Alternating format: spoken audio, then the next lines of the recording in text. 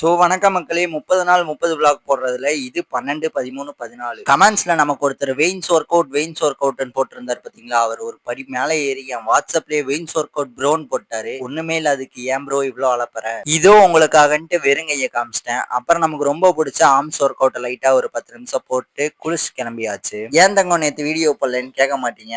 நானா சொல்றேன். நேத்து பாத்தீங்கன்னா எங்க அம்மா வர வர நகை கடைக்கு ரொம்ப விசிட்டிங் போடுறாங்க.